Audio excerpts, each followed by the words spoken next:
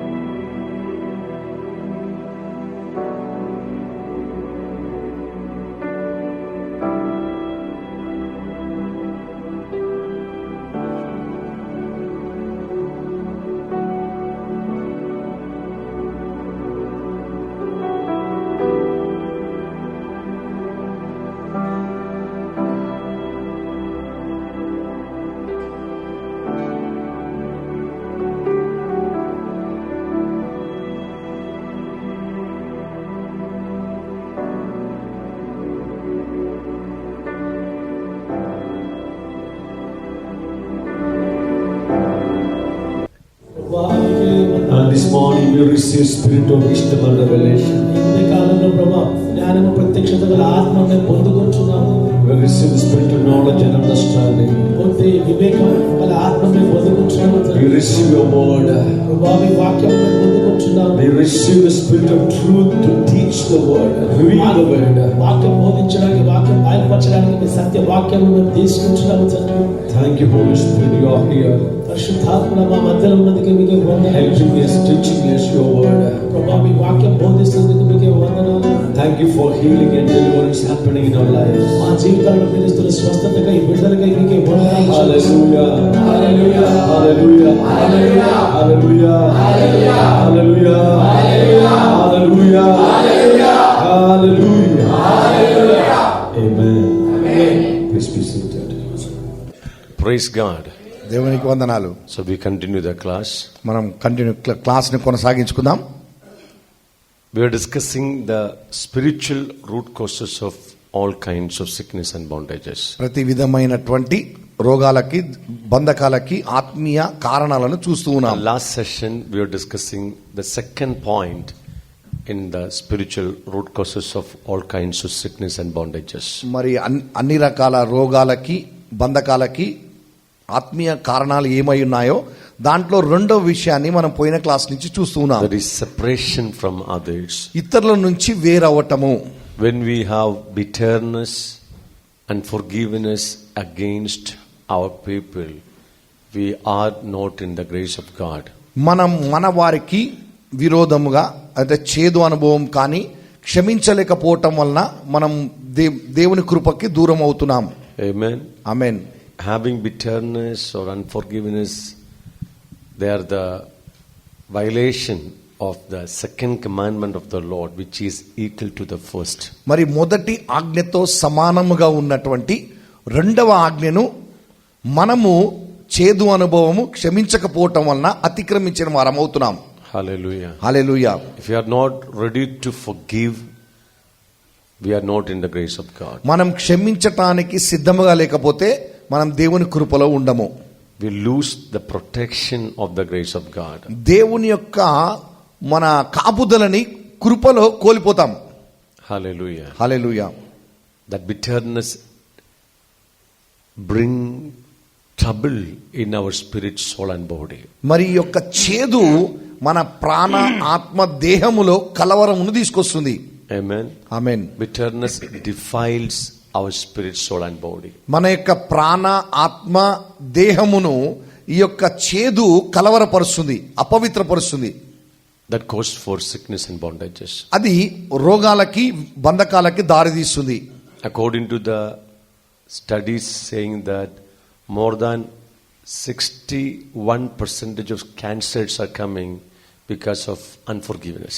క్షమించకపోవుట వలన దాదాపు 61% క్యాన్సర్ వ్యాధులు వస్తున్నాయని స్టడీ చెప్తుంది.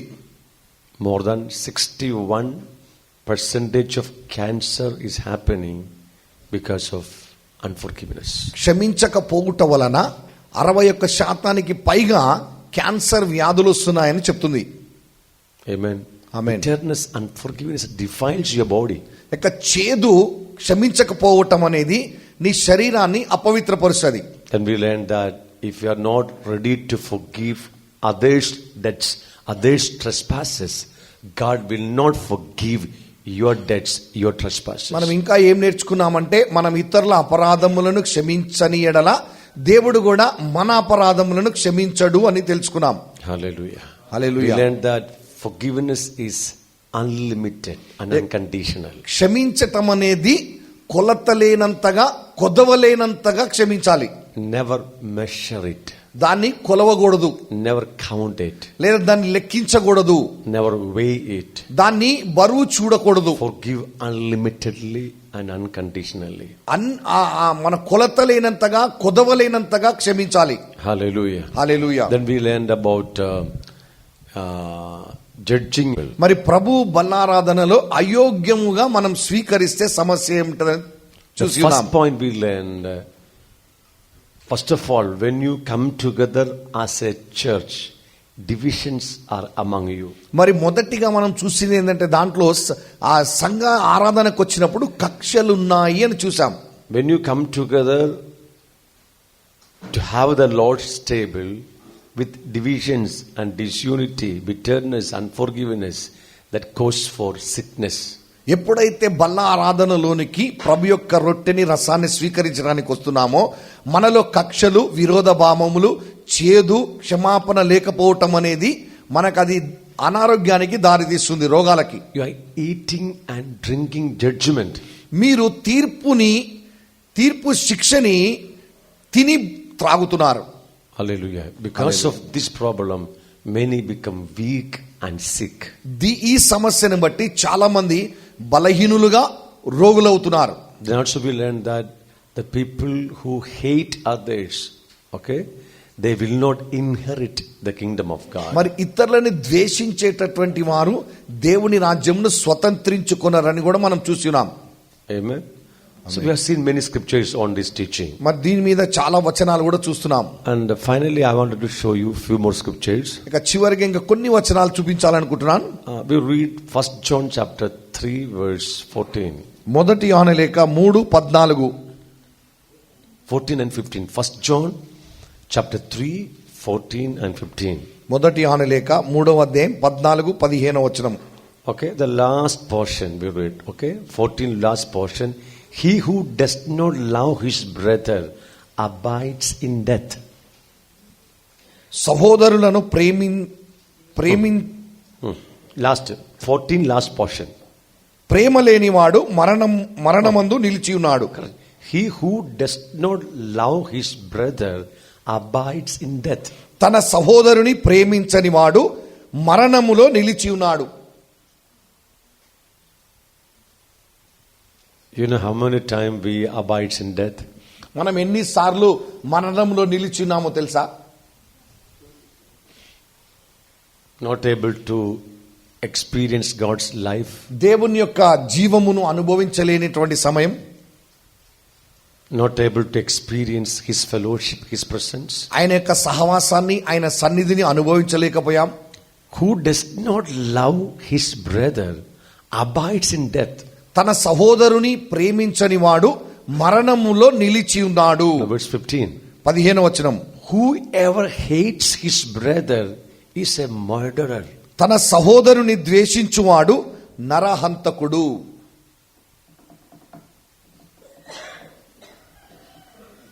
Are you getting something? అర్థమవుతుందా? Whoever hates his brother is a murderer. తన సహోదరుని ద్వేషించువాడు నరహంతకుడు. No, you are looking at me. మీరు నన్ను చూస్తున్నారు. It's not my words. ఇది నా మాటలు కాదు. And you know that no murder has eternal life abiding in him. ఏ నరహంతకుని యందును నిత్య జీవముండదని మీరెరుగుదురు. You know that. మీకు అది మీరు ఎరిగి ఉన్నారు. That's what John is writing. ఇక్కడ యోహాన్ అదే రాస్తున్నాడు. You know that. మీరు ఎరిగి ఉన్నారు. No murder has eternal life abiding in him. ఏ నరహంతకుని యందు నిత్య జీవముండదని మీరు ఎరిగి ఉన్నారు. Eternal life abiding in him. మరి నిత్య జీవము అతనిలో ఉండదు, నిలిచి ఉండదు. Yeah Not abiding. Yeah that's what ఉండదని. That means he cannot experience God's life in his soul. అంటే దాని అర్థం ఏంటంటే దేవుని యొక్క జీవమును తన ప్రాణములో అనుభవించలేడు. What he feels? అప్పుడు ఏమనిపిస్తుంది? Death. మరణమే. That leads to sickness అది and bondages. రోగానికి, బంధకానికి దారితీస్తుంది. Now chapter 5 verse 17. 5వ అధ్యాయం 17వ వచనం. I have no time to teach that one, but you just read and go. Later you go back to home and read. దీని గురించి వివరించడానికి సమయం లేదు, కానీ మీరు తర్వాత చదువుకొని దాని గురించి. Okay, chapter 5, 16 and 17 talks about the sin which leads to death. మరి ఇక్కడ 5వ అధ్యాయం 16, 17వ వచనం చెప్తుంది పాపము మరణానికి దారి తీసేటటువంటి పాపం. The sin which leads to death. మరణానికి దారి తీసేటటువంటి పాపం గురించి మాట్లాడుతుంది. What is your understanding about the sin which leads to death? మరణానికి దారి తీసే పాపము అంటే ఏమర్థమవుతుంది? What you have heard? ఏం విని ఉన్నారు? You may heard that is the sin against the Holy Spirit. మరి పరిశుద్ధాత్మకు విరోధముగా పాపం చేస్తే అని మీరు విని ఉంటారు. You may heard like that. మీరు అలా విని ఉండొచ్చు. That is a traditional teaching. అది ఆచారపరంగా చెప్పేటటువంటి బోధ. That is not correct. అది సరైనది కాదు. Sin against the Holy Spirit called the unpardonable sin. అది పరిశుద్ధాత్మకు విరోధంగా చేసేటువంటి పాపం. Unpardonable sin. అది క్షమించరాని పాపం. That will not forgive this earth and the coming earth, coming అయితే age. క్షమించరాని పాపం ఈ భూలోకంలో, రాబో లోకంలో కూడా. I have no time to explain what is that. అదేంటిది అనేది వివరించడానికి సమయం లేదు. Jesus said about unpardonable sin. యేసు ప్రభు క్షమించరాని పాపం గురించి చెప్పారు. The blasphemy against the Holy Spirit. పరిశుద్ధాత్మను దుఃఖించినట్లయితే. No duki. Blasphemy. మన పరిశుద్ధాత్మను దూషించినట్లయితే. No virodanga. No. నాట్ దేవ దూషణ, పరిశుద్ధాత్మ. No, blasphemy. Dūshana. అదే దూషణ. Blasphemy against the Holy Spirit. పరిశుద్ధాత్మకు విరోధముగా దూషించటం. That will not forgive. దానికి క్షమాపణ లేదు. But John is talking something else. కానీ ఇక్కడ యోహాను వేరేది మాట్లాడుతున్నారు. Sin leads to death. పాపము మరణానికి దారితీస్తుంది. That is not the unpardonable sin. అదేమో క్షమించరాని పాపము. That is not against Holy Spirit. అది పరిశుద్ధాత్మకు విరోధంగా కాదు. So I give you a chance to read 1 John. మరి మొదటి యోహాను లేఖ చదువుకోవడానికి మీకు అవకాశం ఇస్తున్నాను. From the first chapter to the last chapter talks about love your brother. మరి మొదటి అధ్యాయం నుంచి చివరి అధ్యాయం వరకు నీ సహోదరుని ప్రేమించు అని చెప్తుంది. And now more than 20 times in this chapter, John is saying, if you do not love your brother, what will happen? అయితే ఈ యొక్క అధ్యాయాలలో నీ సహోదరుని ప్రేమించకపోతే ఏం జరుగుతుందని 20 సార్లు చెప్తున్నాడు. More than 20 times. 20 కంటే అధికముగా. So you notice, you read, find out. మరి మీరు చదివి కనుక్కోండి. He's a liar. వారు అబద్ధికులు. If you hate your brother, you are a liar. నువ్వు సహోదరుని ద్వేషిస్తే నువ్వు అబద్ధికుడవు. You abide in darkness. నువ్వు చీకటిలో నివసిస్తున్నావు. Correct? How you read like that? అలా చదివారా? You are not practicing truth. నువ్వు సత్యాన్ని అనుసరించడం లేదు. You are in darkness. నువ్వు చీకటిలో ఉన్నావు. You walks in darkness. నువ్వు చీకటిలో నడుస్తున్నావు. Does not know where you are going. నువ్వు ఎక్కడికి వెళ్తున్నావో తెలీదు. Your blinded is your eyes are blinded. నువ్వు గురిడివాడివైపోయావు. And you don't know the love of Father. నువ్వు తండ్రి యొక్క ప్రేమని ఎరుగలేదు. నువ్వు love of Father not in him. తండ్రి యొక్క ప్రేమ నీలో లేదు. You are not from God. నువ్వు దేవుని నుంచి వచ్చిన వాడవు కాదు. You are the child of devil. నువ్వు సాతాను కుమారుడు. You read. అలా చదువుతూ ఉంటాం. But when you come chapter 3, 3వ అధ్యాయంలోకి వస్తే verse 14 and 15, 14-15 వచనం, he says, John says, యోహాన్ అంటున్నాడు, if you do not love your brother, నీ సహోదరుని ప్రేమించని ఎడల he abides in death. నువ్వు మరణములో నిలిచి ఉన్నావు. You hate your brother, నీ సహోదరుని ద్వేషించిన ఎడల you are a murderer. నువ్వు నరహంతకుడవు. No eternal life in you. నీలో నిత్య జీవం ఉండదు. John already said, if you hate your brother, you are in death. యోహాన్ ముందే చెప్తున్నాడు, నీ సహోదరుని ద్వేషిస్తే నువ్వు మరణములో నిలిచి ఉన్నావని. And you are a murderer. నువ్వు నరహంతకుడివి. No eternal life in you. నీలో నిత్య జీవం ఉండదు. Then he is concluding here, ఇక్కడేమో ఇలా చెప్తున్నాడు, the sin which leads to death. మరణానికి దారి తీసేటటువంటి పాపం. What is that? దాని అర్థం ఏంటిది? Hating your brother. నీ సహోదరుని ద్వేషించటం. You don't need much explanation. Just only read book of John. మొదటి యోహాను లేఖ చదవండి చాలు. If you hate your brother, that leads to death. You're already in death. నీ సహోదరుని ద్వేషిస్తే నీవు మరణములో ఉన్నావు. You are a murderer. నువ్వు నరహంతకుడివి. No eternal life in you. నీలో నిత్య జీవం ఉండదు. The same sin leads to death. అదే పాపము నిన్ను మరణానికి దారి తీస్తది. Can you see? చూస్తున్నారా? The severity of the word of God. దేవుని వాక్యంలో ఉన్న కఠినత్వము. Why this is so severe? So hard. ఎందుకని ఇది ఇంత కఠినంగా ఉంది?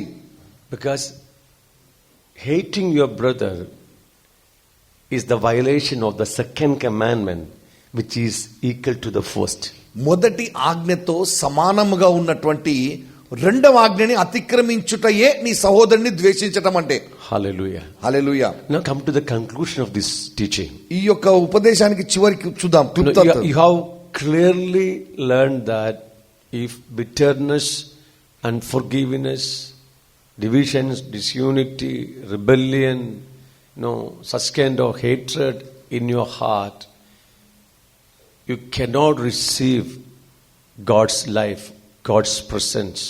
ఒకవేళ నీ హృదయములో చేదు, క్షమించకపోవటము, మన ఇతరులను తృణీకరించటము,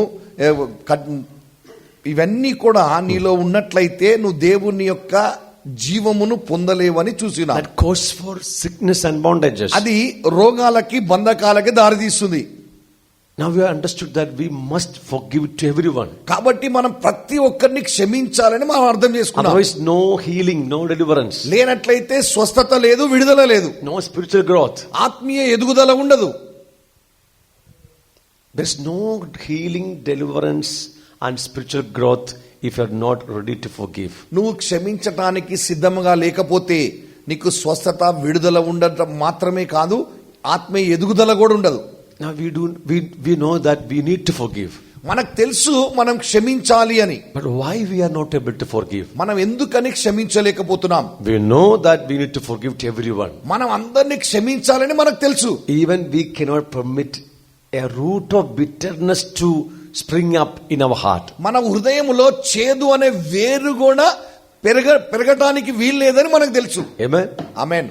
Hallelujah. Hallelujah. Even we cannot permit a small root of bitterness to come up in our heart. మన హృదయములో చేదు అనే వేరు కొంచెము కూడా పైకి రావడానికి అనుమతిని ఇవ్వకూడదని తెలుసు. But many times we fail to forgive. కానీ చాలా సార్లు క్షమించాం మనం. We wanted to forgive మనం క్షమించాలనుకుంటాం, and we are praying for others also. ఇతరుల కొరకు కూడా మనం We are ప్రార్థిస్తున్నాం, forgiving them also. వారిని క్షమిస్తున్నాం కూడా. But many times we don't feel the forgiveness. కానీ ఆ క్షమాపణ మన హృదయంలో కనిపించదు. We are not able to give forgiveness. క్షమాపణ ఇవ్వలేము. You know why? ఎందుకో తెలుసా? Because of the brokenness and wounds and pain in your heart, given by that person. ఆ వ్యక్తి చేత నీ హృదయం విర్రగొట్టబడి గాయపరచబడి ఉన్నటువంటి పుండ్లు మచ్చల ద్వారా. Some people did wrong in your life. కొంతమంది నీ జీవితంలో తప్పు చేశారు. They did big problem against your life. నీ జీవితానికి విరోధంగా పెద్ద సమస్య సృష్టించారు. Maybe they abused you physically, mentally, శారీరకంగా లేదా మానసికంగా నిన్ను గాయపరిచి ఉండొచ్చు, or they tortured you physically, నిన్ను శారీరకంగా బాధ పెట్టి ఉండొచ్చు, or destroyed your marriage, లేదా నీ వివాహాన్ని పాడు చేసి ఉండొచ్చు, or they killed someone in your family, నీ కుటుంబంలో ఎవరినైనా చంపి ఉండవచ్చు, or you suffered some kind of rape. You are raped by someone else. లేదా ఎవరైనా మిమ్మల్ని మానభంగం చేసి ఉండొచ్చు. If you went through such kind of problems, experiences, అటువంటి సమస్యల గుండా అనుభవాల గుండా మీరు వెళ్ళినట్లయితే, though you wanted to forgive, నువ్వు క్షమించాలనుకున్నా you are not able to feel forgiveness. కానీ నువ్వు ఆ క్షమాపణని You are అనుభవించలేకపోతున్నావు. not able to feel that you are already forgiven to that person. నువ్వు ఆ వ్యక్తిని క్షమించాను అని అనిపించడం లేదు నీకు. You know why? ఎందుకో తెలుసా? The brokenness given by that person still remains in your heart. ఎందుకంటే ఆ వ్యక్తి ద్వారా నీ హృదయము విరగొట్టబడటం అనేది ఇంకా నీ హృదయంలో ఉంది. The wounds are in your heart. హృదయములో గాయాలున్నాయి, Pain is in your heart. హృదయములో బాధ ఉన్నది. Because of that wounds and pain, you are not able to forgive completely. ఆ గాయాలు బాధ నీ హృదయంలో ఉండటం వలన పూర్తిగా ఆ వ్యక్తిని క్షమించలేకపోతున్నావు. You are not able to give forgiveness. నువ్వు అతనికి క్షమాపణని ఇవ్వలేకపోతున్నావు. You are not able to feel forgiveness. నువ్వు క్షమాపణని అనుభవించలేకపోతున్నావు. What is the solution here? దీనికి పరిష్కారం ఏంటిది? In book of Isaiah 61, యెషయా 61, that portion we will discuss later. దాని గురించి తర్వాత మనం చూద్దాం. But that scripture says about the healing anointing of Lord Jesus. అక్కడ మన యేసు ప్రభు యొక్క స్వస్థత అభిషేకం గురించి మాట్లాడుతుంది. The healing anointing of Lord Jesus, which heals the broken hearted. అయితే విరిగిన హృదయమును స్వస్థపరిచేటటువంటి స్వస్థత అభిషేకం గురించి మాట్లాడుతుంది. Amen. Amen. We will discuss that portion later. దీని గురించి తర్వాత మనం ధ్యానించుకుందాం. Okay. Now, there is an anointing upon Jesus Christ యేసుక్రీస్తు ప్రభు పైన అభిషేకం ఉన్నది. that heals the broken hearted. అది విరిగిన హృదయంను స్వస్థపరుస్తుంది. Amen. Amen. That anointing is upon us also. ఆ అభిషేకం మనపై కూడా ఉంది. Amen. Amen. That anointing already given to us. ఆ అభిషేకం మనకి ఇవ్వబడి ఉన్నది. And God heals all the brokenness of our heart. మన హృదయం విరిగిన తనము నుండి దేవుడు స్వస్థపరుస్తున్నాడు. Heals our wounds. మన గాయాలను స్వస్థపరుస్తున్నాడు. And take away the pain out of our heart. మన హృదయములో నుండి ఆ బాధని బయటికి తీసివేస్తున్నారు. Amen. Amen. God heals the broken heart. దేవుడు విరిగిన హృదయంను స్వస్థపరుస్తున్నాడు. He heals our wounds. మన గాయాలను స్వస్థపరుస్తున్నాడు. Takes away pain and grief out of our heart. మన హృదయములో ఉన్నటువంటి బాధను వేదనను కూడా తీసివేస్తున్నారు. Past long years we have seen how God is healing the broken heart. ఎలా దేవుడు విరిగిన హృదయంను స్వస్థపరుస్తున్నాడు అనేది చాలా సంవత్సరాలుగా చూస్తున్నాం మేము. Once you receive the healing anointing, నువ్వు ఎప్పుడైతే స్వస్థత అభిషేకం పొందుకుంటావో, receive the healing in the broken heart, విరిగిన హృదయంలో స్వస్థతను పొందుకుంటావో, the pain will go out. ఆ బాధ బయటికి వెళ్ళిపోతుంది. After the prayer, ప్రార్థన తర్వాత check your heart. నీ హృదయాన్ని పరిశీలించుకో. No more pain. ఇక బాధ ఉండదు. Still you can remember that person ఆ వ్యక్తి నీకు జ్ఞాపకం వస్తాడు. who made problem in your life. You can remember that person. నీ జీవితంలో సమస్య తీసుకొచ్చిన వ్యక్తి నీ మనసులో గుర్తొస్తాడు. You can remember the incident. ఆ సంఘటన కూడా గుర్తొస్తుంది. but you don't feel pain. కానీ నీకు బాధ ఉండదు. Yesterday, day before yesterday, మొన్నటి దినం one man called me, sent me message from one of the Gulf country. మరి గల్ఫ్ దేశం నుంచి ఒక ఆయన నాకు సందేశం పంపించాడు. 10 years ago, his wife left him. మరి 10 సంవత్సరాల క్రితం ఆయన భార్య విడిచి వెళ్ళిపోయింది. And the wife went with many men. మరి ఆ భార్య చాలా మంది పురుషులతో వెళ్ళిపోయింది. So they got divorced. వారు విడాకులు తీసుకున్నారు. Last 10 years, this man is suffering much pain. గత 10 సంవత్సరాలుగా ఈయన బాధపడుతూ ఉన్నాడు. He's an innocent man. ఆయన అయితే అమాయకుడు. He has 2 girls. ఆయనకి 2 అమ్మాయిలు. And court permitted children to stay with the mom. అయితే కోర్టేమో పిల్లలిద్దరిని తల్లి దగ్గర ఉండాలని చెప్పారు. Still she continues her adultery. అయినా కూడా ఆమె ఇంకా వ్యభిచారం చేస్తూనే ఉంది. So both are living in one country. వారిద్దరు ఒకే దేశంలో ఉన్నారు. So this man was in much pain and agony. ఆయన ఎంతో బాధ వేదనతో ఉన్నాడు. So he went to many places for counseling and deliverance. చాలా మంది దగ్గరికి కౌన్సిలింగ్ కి విడుదల కోసం వెళ్ళాడు. Nothing happened. ఏమీ కాలేదు. And someone told him about our ministry. మా పరిచర్య గురించి ఎవరో ఆయనకు చెప్పారు. Then he called me and asked me some days to sit with him for prayer and healing and deliverance. మరి ఆయన నాకు ఫోన్ చేసి నన్ను అడిగాడు స్వస్థత విడుదల కొరకు కొన్ని రోజులు ఆయనతో కలిసి ప్రార్థన చేయడానికి అనుమతినివ్వమని. That time I was in 40 days fasting. అప్పుడు పాస్టర్ గారు 40 రోజులు ఉపవాస ప్రార్థనలో ఉన్నారు. I told you come to my place. నేను చెప్పాను సరే నా ఊరికి రండి అని చెప్పాను. So he came. ఆయన వచ్చాడు. And 2 days I prayed, nothing happened. 2 రోజులు ప్రార్థించాను, ఏమీ కాలేదు. God is not moving in his heart. What can I do? దేవుడు ఆయన హృదయంలో కదలటం లేదు, నేనేం చేయాలి?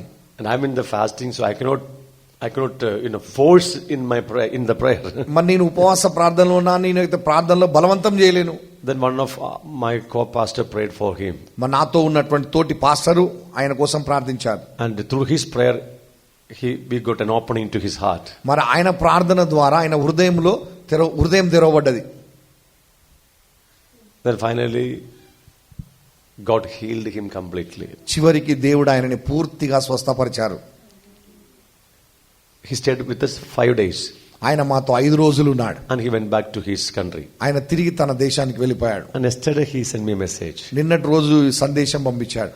Pastor, I saw my ex-wife today. Pastor గారు, నేను నా భార్యని ఈ రోజు చూశాను. I saw my ex-wife.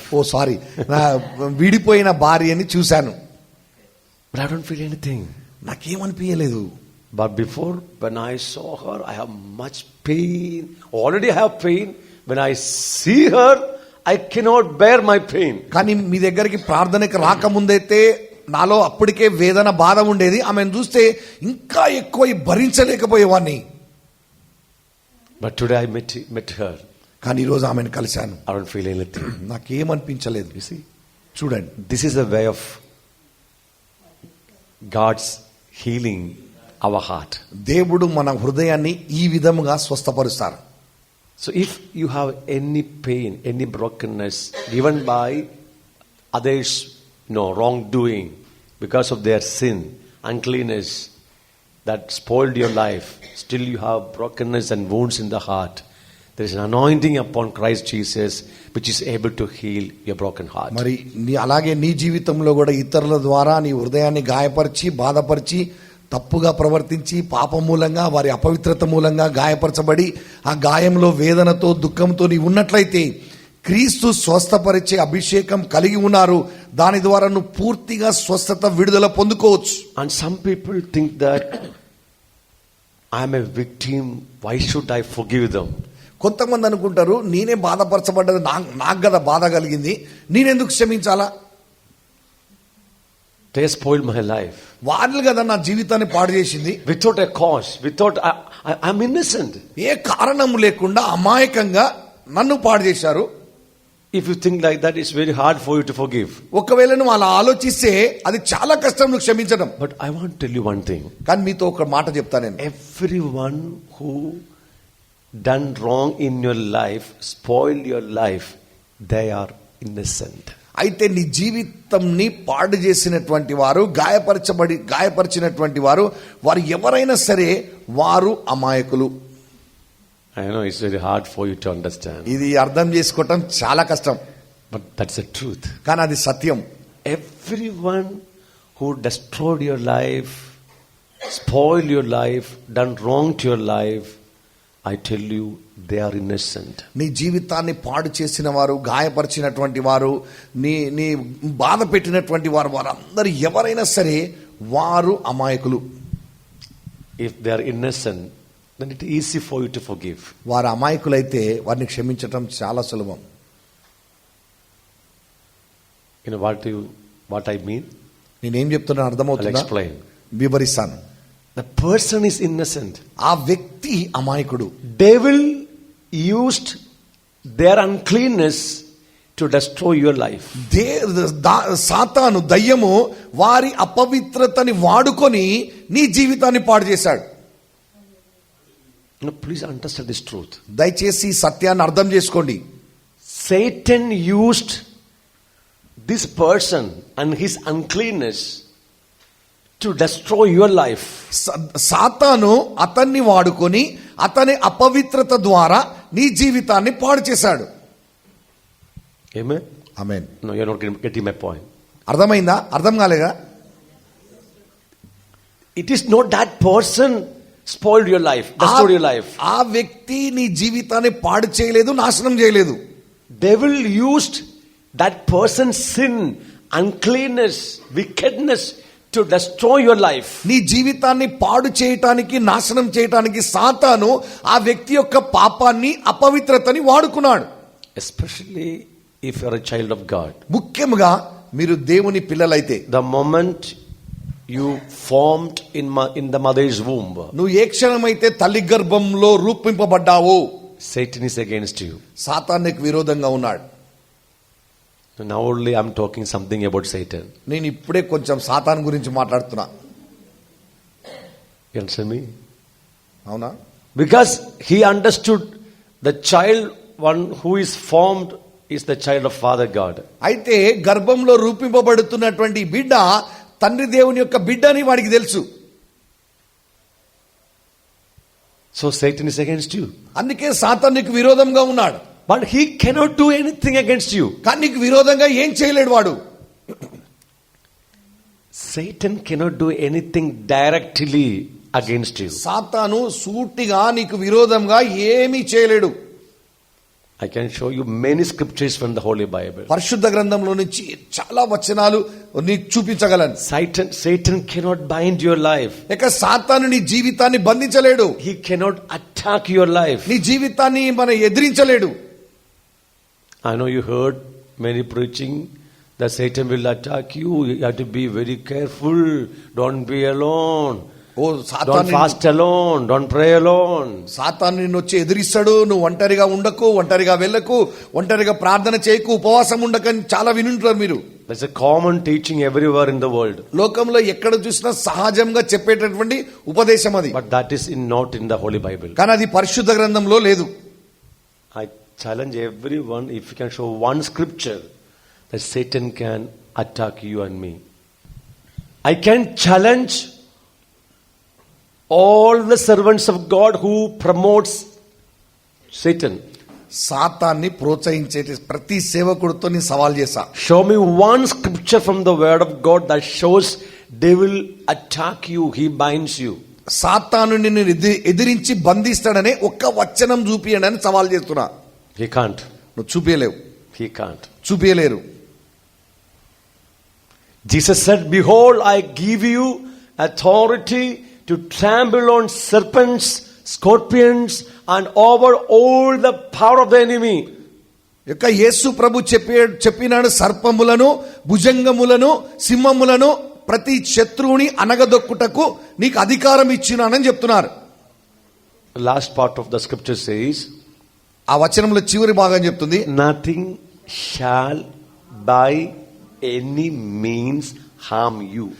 ఏది కూడా ఏ రకముగానైనను నీకు హాని చేయదు.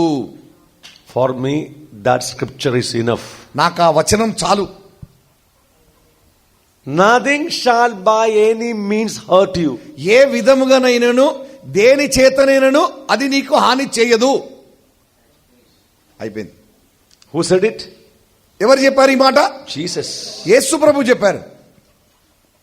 When you exercise your authority, నువ్వు ఎప్పుడైతే నీ అధికారాన్ని అభ్యాసం when చేస్తావో, you exercise your authority over Satan to demolish his works, సాతాను యొక్క పనులు కూలద్రోయబడాలని నువ్వు యొక్క సాధన చేస్తావో, Satan has no right to harm your life. ఇక సాతాను నీ జీవితానికి హాని చేయడానికి అధికారం లేదు. Nothing shall by any means harm you. ఏదియు దేని చేతనైనను నీకు హాని కలగదు. I just believe in the scripture. నేను ఆ వచనాన్ని నమ్ముతున్నా. I don't care Satan, సాతాన్ని పట్టించుకోను నేను, because I live in the word of God. ఎందుకంటే దేవుని వాక్యంలో జీవిస్తున్నాను. Then why people say they are bound by Satan, attacked by Satan? You know why? ఎందుకు చాలా మంది సాతాను చేత బంధింపబడ్డా ఎదిరింపబడుతున్నా అని ఎందుకు చెప్తారు? Because they believe so. వాళ్ళు అదే నమ్ముతారు, They preach the same. వాళ్ళు అదే బోధిస్తారు. What I say, నేనేం that చెప్తాను? will happen to me. నాకు అదే జరుగుతుంది. Then you fear. నువ్వు భయపడతావు. If you fear, that will happen to you. నువ్వు భయపడితే అదే జరుగుతుంది. Fear is a window of devil to come in. సాతాను లోపలికి రావటానికి భయం అనేది ఒక చిన్న కిటికీ. You fear, నువ్వు భయపడుతున్నావు, you open a way for devil to come in. సాతాను లోపలికి రావడానికి ద్వారం తెచ్చావు. So I clearly teach you, Satan cannot attack your life. అయితే నేను స్పష్టంగా మీకు ఉపదేశిస్తున్న విషయం ఏంటంటే సాతాను మిమ్మల్ని ఎదిరించలేడు. Then who attacks Satan? మరి సాతాన్ని ఎవరు ఎదిరిస్తారు? We attack him. మనము ఎదిరిస్తాం. Check every scripture in the Holy Bible. పరిశుద్ధ గ్రంథంలో ప్రతి వచనం ఉంది. We have a war against Satan. మనము సాతానికి విరోధంగా యుద్ధం చేస్తున్నాం. We war against him. We fight against him. మనం వానికి విరోధంగా పోరాడుతున్నాం, యుద్ధం చేస్తున్నాం. That also not against his power. వాని శక్తికి విరోధంగా కాదు. Listen this point. ఇది వినండి జాగ్రత్తగా. We do not war against his power. వాని శక్తికి విరోధముగా మనం పోరాటం చేయటం లేదు. But we war against his tricks, wiles. వాని యొక్క కుయుక్తులకి విరోధముగా, తంత్రములకు విరోధముగా. Clear? We war against his tricks. వాని యొక్క తంత్రములు కుయుక్తులకు విరోధముగా. Is clear? అర్థమైంది కదా స్పష్టంగా? Now, here comes the tricks of Satan. ఇక్కడ సాతాను యొక్క తంత్రాలు వస్తున్నాయి. The minute you born, you formed in mother's womb, the spiritual world recognized as one child of God formed in one mother's womb. ఎప్పుడైతే నువ్వు తల్లి గర్భంలో రూపింపబడుతున్నావో, రూపింపబడిన మొదటి దినమే ఆత్మీయ మండలంలో వారి సాతానికి తెలిసిపోతుంది దేవుని యొక్క కుమారుడు లేదా కుమార్తె బిడ్డ గర్భంలో పడ్డారు అని. Now every time Satan wants to stand against you. కాబట్టి సాతాను ఎప్పుడు కూడా నీకు విరోధంగా నిలబడాలని ఉంటాడు. But he can't do anything. He can't do anything against you. కానీ వాడు నీకు విరోధంగా ఏం చేయలేడు. But he will tempt your father and mother to abort the child. అయితే నీ తల్లిదండ్రులని వాడు శోధిస్తాడు మన భ్రూణహత్య చేయడానికి. Correct? అవునా? Satan cannot kill the baby. సాతాను ఆ బిడ్డని చంపలేడు, But mother can kill the baby. కానీ తల్లి చంపొచ్చు. And the situation of mother is very hard. And because of the bad situation, she takes a decision to abort the child. అయితే తల్లి యొక్క పరిస్థితి చాలా కఠినంగా ఉంది కాబట్టి ఆ కఠిన పరిస్థితిని బట్టి భ్రూణహత్య చేయాలనుకుంటాడు. Satan tempt the parents యొక్క సాతాను తల్లిదండ్రులని by using the శోధిస్తున్నాడు situations అక్కడ ఉన్నటువంటి పరిస్థితులను బట్టి to kill the fetus.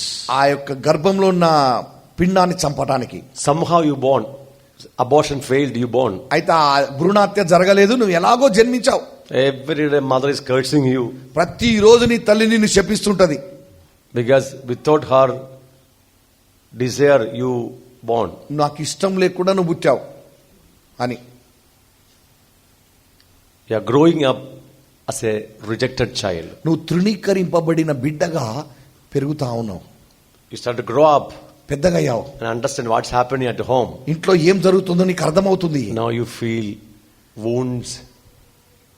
You have brokenness and wounds in the heart, pain in the heart. నీ హృదయంలో విరిగిపోయి హృదయము బాధ వేదన ఉన్నాయి ఇప్పుడు నీ హృదయంలో. Now you hate your father. నువ్వు తండ్రిని ద్వేషిస్తావు. Now you hate your mother. నీ తల్లిని ద్వేషిస్తావు. Hate your uncles. నీ బాబాయి పిన్నమ్మలని ద్వేషిస్తావు. Now you went to school. నువ్వు స్కూల్కి వెళ్ళావు. Satan is using teachers to abuse you. మరి టీచర్లను వాడుకుంటున్నాడు సాతాను నిన్ను దూషించడానికి. And now you hate your teacher. ఇప్పుడు టీచర్లను కూడా నువ్వు ద్వేషించడం ప్రారంభిస్తావు. Satan uses your friends to abuse you. ఓ నిన్ను దూషించడానికి సాతాను నీ స్నేహితులను వాడుకుంటాడు. You hate your friends. So నీ స్నేహితులను కూడా ద్వేషిస్తావు. Now you got married. ఇప్పుడు వివాహమైంది. Problem in the marital life. ఇక వివాహ జీవితంలో సమస్య. And devil is using the uncleanness of your spouse to attack you. మన జీవిత భాగస్వామి యొక్క అపవిత్రతని సాతాను వాడుకుంటున్నాడు నిన్ను ఎదిరించడానికి. So you hate your spouse. నీ జీవిత భాగస్వామిని నువ్వు ద్వేషిస్తావు. Actually what's happening inside? లోపల ఏం జరుగుతుంది? Bitterness, చేదు, unforgiveness, క్షమాపణ లేదు, hatred, ద్వేషము, revenge. పగ. So you have violated God's commandment. కాబట్టి నువ్వు దేవుని ఆజ్ఞని అతిక్రమించావు. This is the tricks of Satan. ఇది సాతాను యొక్క తంత్రము. Now you are in the violation of the word of God. నువ్వు ఇప్పుడు దేవుని వాక్యాన్ని అతిక్రమించి ఉన్నావు. In full of bitterness and hatred and unforgiveness. యొక్క హృదయం అంతా కూడా చేదుతో, క్షమాపణ లేని తనముతో, ద్వేషముతో ఉన్నావు. Now Satan get a direct way to come in your life and to influence your life. నీ జీవితంలోనికి వచ్చి నీ జీవితం పైన ప్రభావం చూపించడానికి సాతానికి సూటిగా రాగలడు. ఇప్పుడు You gave him opportunity to come in. వానికి నీలో రావటానికి నీవే అవకాశం ఇచ్చావు. Did you get my point? నేను చెప్పేది అర్థమవుతుందా? You have violated God's commandment. నువ్వు దేవుని ఆజ్ఞని అతిక్రమించావు. Second commandment, రెండవ ఆజ్ఞ which is equal to the first. మొదటి ఆజ్ఞతో సమానంగా ఉన్నది. Hating mother, hating father, hating friends, hating teachers and hating your spouses. ఇక నీ యొక్క తల్లిని ద్వేషిస్తున్నావు, నీ తండ్రిని ద్వేషిస్తున్నావు, టీచర్లను ద్వేషిస్తున్నావు, నీ స్నేహితులను ద్వేషిస్తున్నావు, నీ జీవిత భాగస్వామిని కూడా ద్వేషిస్తున్నావు. This is the tricks of Satan. ఇది సాతాను యొక్క తంత్రము. Satan is using others' uncleanness to destroy your life. ఇతరుల యొక్క అపవిత్రతని సాతాను వాడుకొని నీ జీవితాన్ని నాశనం చేస్తున్నాడు. Is it clear? అర్థమవుతుందా? I don't know how you understand. మీకు అర్థమైందో లేదో నాకు అర్థం కావట్లేదు. So word of God says that we do not war against flesh and blood. దేవుని వాక్యం సెలవిస్తుంది మనం రక్త మాంసములతో యుద్ధం చేయటం లేదు. What's the meaning? దాని అర్థం ఏంటిది? We don't war against our people. మనం మన వారికి విరోధంగా పోరాడటం లేదు. But we war against Satan. మనము సాతానుకి విరోధంగా పోరాడుతున్నాం. We war against principalities and powers. యొక్క ఆకాశ మండలం ముందున్నటువంటి అధికారులకు విరోధంగా, శక్తులకు విరోధంగా. But actually what's happening in the church of God? కానీ సంఘములో నిజంగా ఏం జరుగుతుంది? We fight each other. ఒకరితో ఒకరం కొట్లాడుతూ ఉంటాం. And having bitterness and unforgiveness against our people. మన వారి పైన మనకి చేదు, క్షమాపణ ఉండదు, దూషణ ఉంటది. Please understand that Satan is using others' uncleanness to destroy your life. నీ జీవితాన్ని నాశనం చేయడానికి ఇతరుల యొక్క అపవిత్రతని సాతాను వాడుకుంటున్నాడనే విషయాన్ని దయచేసి నువ్వు అర్థం చేసుకో. Then your life is spoiled. అప్పుడు నీ జీవితం పాడైపోతుంది. Now instead of hating Satan, fighting against Satan, you are hating and fighting against the person. అయితే నువ్వు సాతానుని ద్వేషించి ఎదిరించడానికి బదులుగా నువ్వు ఆ వ్యక్తిని ద్వేషించి కొట్లాడుతున్నావు. Then you are violating God's word. నువ్వు అప్పుడు దేవుని వాక్యాన్ని అతిక్రమిస్తున్నావు. Now you are not in the grace of God. నువ్వు ఇప్పుడు దేవుని కృపలో లేవు. You fall short of the grace of God. దేవుని కృపకు దూరమయ్యావు. Now you open yourself for devil to come in and to control your life. కాబట్టి ఇప్పుడు సాతాను నీ లోపలికి వచ్చి వాడు నీ యొక్క జీవితాన్ని తన నియంత్రణలో ఉంచుకోవడానికి అవకాశం ఇచ్చావు. Many number of majority of the people of God are bound by Satan because of this main problem. ఈ యొక్క ప్రాముఖ్యమైన సమస్యతో చాలా మంది దేవుని యొక్క పిల్లలు ఈ సమస్యలతో బాధపడుతున్నారు. In Luke chapter 23 verse 34. Luka 23:34. On the cross of Calvary, Jesus prayed like this. Calvary శిలువలో యేసు ప్రభు ఇలా ప్రార్థించాడు. Father, తండ్రి, forgive them. వారిని క్షమించండి. For they do not know what they do. వారు ఏం చేయించున్నారో వారికి తెలియదు. Luke 23:34. Father, forgive them. తండ్రి, వారిని క్షమించండి. For they do not know what they do. వీరిని క్షమించండి, వీరేమి చేయించున్నారో వీరు ఎరుగరు. If they do not know what they do, that means they are innocent. అయితే వీరేం చేయించున్నారో వీరికి తెలియదు అని అంటే వారు అమాయకులు. That's what Jesus prayed. యేసు ప్రభు అదే ప్రార్థించాడు. Father, forgive them. తండ్రి, వీరిని క్షమించండి. They do not know what they are doing. వీరేం చేయించున్నారో వీరికి తెలియదు. These people are innocent. ఈ ప్రజల అమాయకులు. But Jesus understood who is behind these people. ఈ ప్రజల వెనుక ఎవరున్నారనేది యేసు ప్రభు అర్థం చేసుకున్నారు. Jesus can clearly see the demons are working behind Pilate, Caiaphas, Hannah, high priest, and the Pharisees and Sadducees. మరి యేసు ప్రభు అర్థం చేసుకున్నాడు, మా కైఫా, పిలాతు, ప్రధాన యాజకులకు వీరి వెనుక ఉన్నటువంటిది సాతాను దయ్యపు శక్తులు పనిచేస్తున్నాయని. So people are innocent.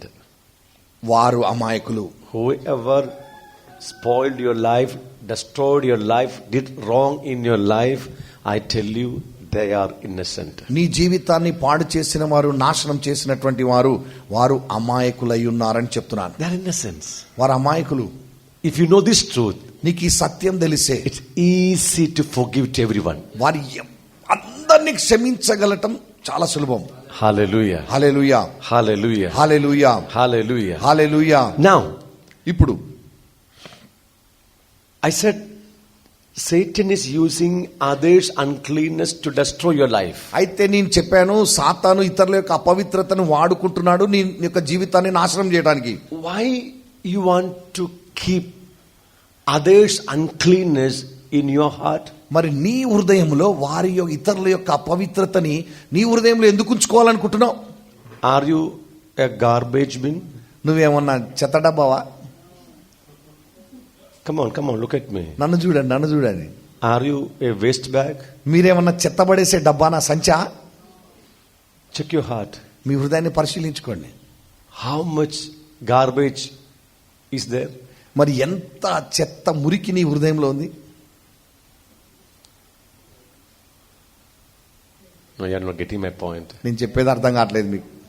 Are you a garbage box? నువ్వేమన్నా చెత్త పడేసే డబ్బావా?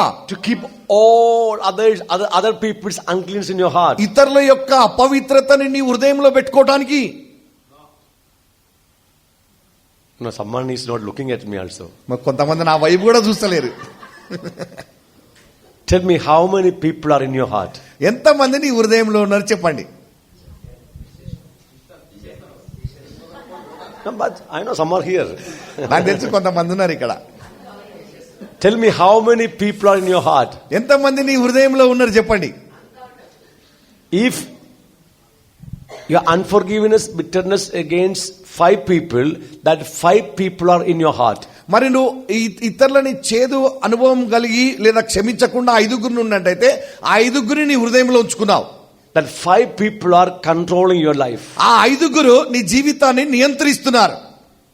They control your thought process. వారిని ఆలోచన విధానాన్ని కూడా నియంత్రిస్తున్నారు. You are eating good food, నువ్వు మంచి భోజనం చేస్తున్నావు, but you don't feel taste. రుచి లేదు. Because they are controlling your taste bud also. ఎందుకంటే వాళ్ళు నీ రుచిని కూడా వాళ్ళే నియంత్రిస్తున్నారు. Taste bud. నాలుక రుచిని,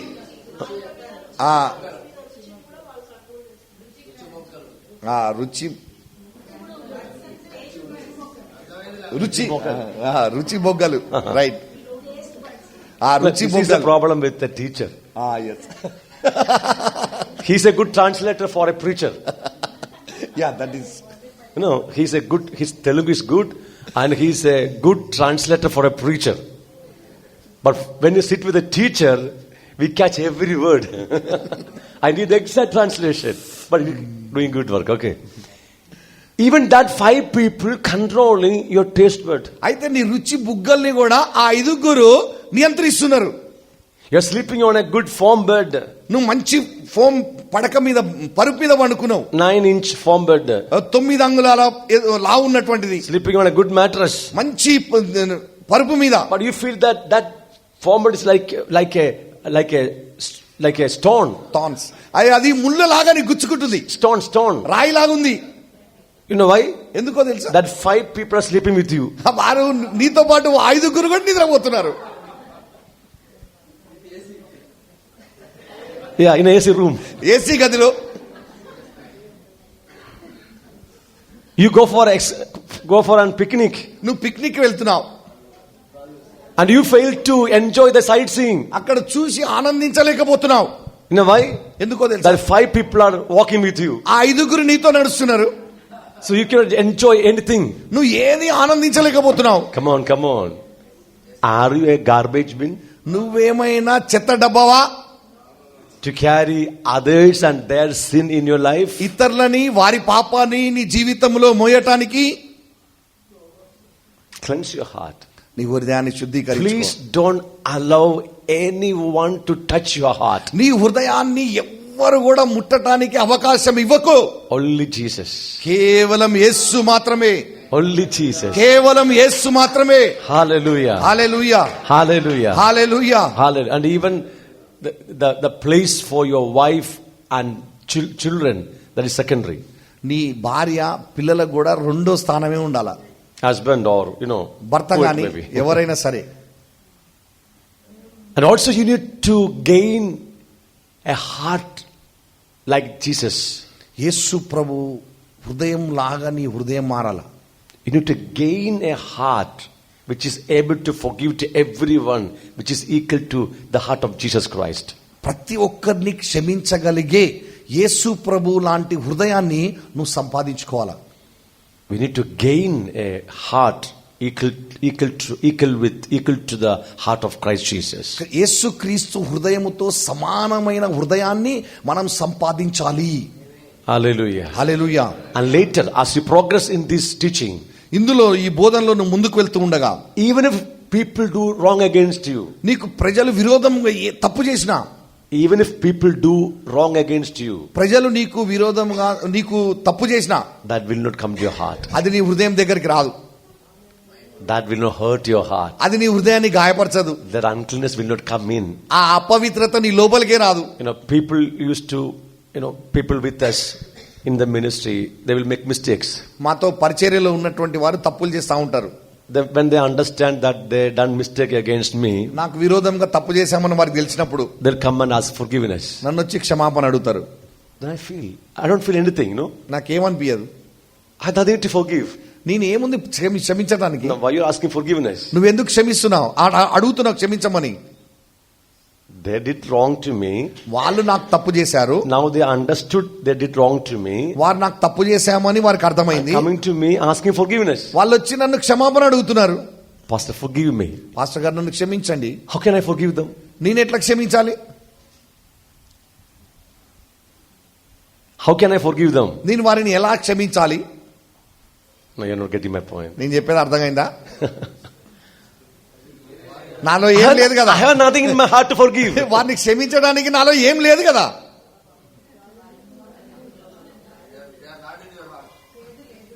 They are not in my heart. వారు నా హృదయంలో లేరు. Their mistakes are not in my heart. వారి తప్పులు నా హృదయంలో లేవు. That's their problem. అది వారి సమస్య. I say, you go and solve your problem, my dear. నా ప్రియుడా, ప్రియులారా, మీరు వెళ్ళి మీరు మీ సమస్యను పరిష్కరించుకోండి. మీకు సమస్య ఉంది. Sin is in your heart. పాపం నీ హృదయంలో ఉంది. You want to reconcile with God. నువ్వు దేవునితో వెళ్ళి సంధి చేసుకో. Like that, God will develop your heart. అలా నీ హృదయాన్ని దేవుడు అభివృద్ధి పరుస్తాడు. No man ఏ మానవుడు and his uncleanness వారి అపవిత్రత never ever touch your heart. ఎన్నడూ ఎప్పుడు కూడా నీ హృదయాన్ని తాకనివద్దు. ఆమేన్. No one can break your heart. నీ హృదయాన్ని ఎవ్వరు విరగొట్టలేరు. Amen. Amen. I'm telling you, no one can break your heart. నీ హృదయాన్ని ఎవ్వరు విరగొట్టలేరు. No one can touch your heart. నీ హృదయాన్ని ఎవ్వరు ముట్టలేరు. No one else uncleanness can touch your heart. ఏ ఒక్కరి యొక్క అపవిత్రత నీ హృదయాన్ని తాకలేదు. And God will develop your heart in such a way, such a manner. ఆ విధముగా దేవుడు నీ హృదయాన్ని నిర్మిస్తాడు, అభివృద్ధి పరుస్తాడు.